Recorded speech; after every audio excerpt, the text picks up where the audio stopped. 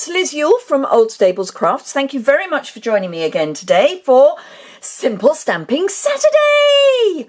Can't believe we've had another week already, and I'm in the middle of the On Stage at Home event, which is so exciting. Because we can't meet in person, we're doing it all virtually. There's about 10,000 demonstrators taking part in this event. I can't even get my head around it. Anyhow, so this week I'm using the tree angle stamp set, and specifically this tree here.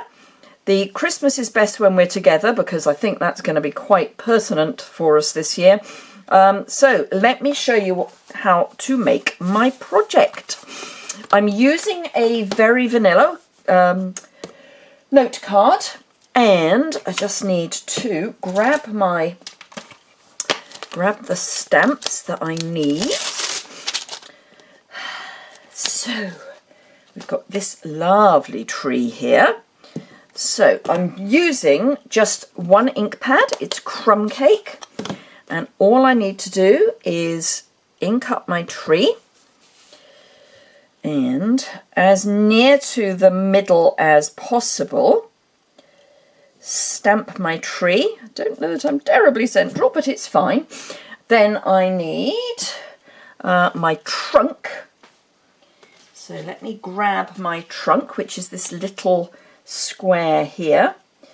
Sorry, my hand is a little, it's not really working terribly well. I just tried to shut my finger in the door. Fortunately, I wasn't totally successful, but there we go.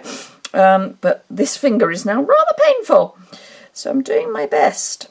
So there's our little trunk, and if I can get into my chamois, I can clean that off, because I'm going to need that block again for the envelope when we get to do the... Actually, no, I probably can use a different... I think I might use that one for when we do the envelope. So now all I need is to do the sentiment, which is that one there. Oh, keep dropping my blocks.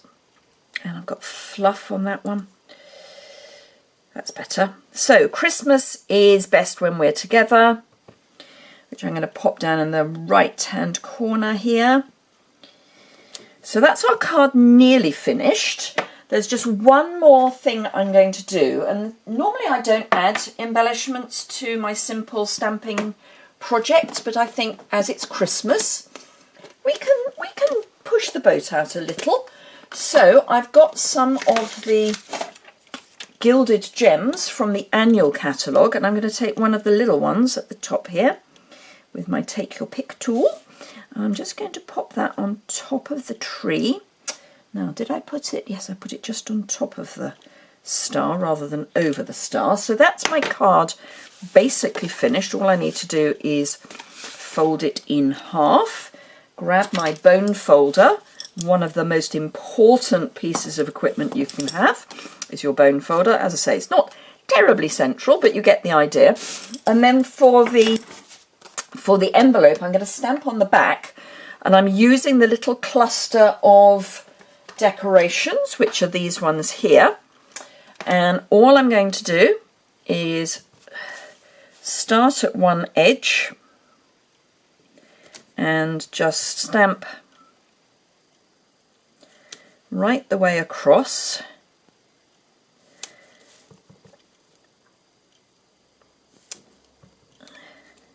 So that we've got all of these lovely decorations across the back of our card. Now here I just need one decoration, so I've cleaned my stamp off, and I'm just going to ink up one of them with the corner of the ink pad and just stamp, and there we go. That is our complete envelope. So we've got our Christmas card and our envelope for our simple stamping project. So stepping up for someone who wants to add a little bit more in the way of technique, I've got this one, which is on a very vanilla base again, but this time I've used heat embossing. So we've got this gold heat embossing for all of it, and I've just used one of the larger gilded gilded gems there.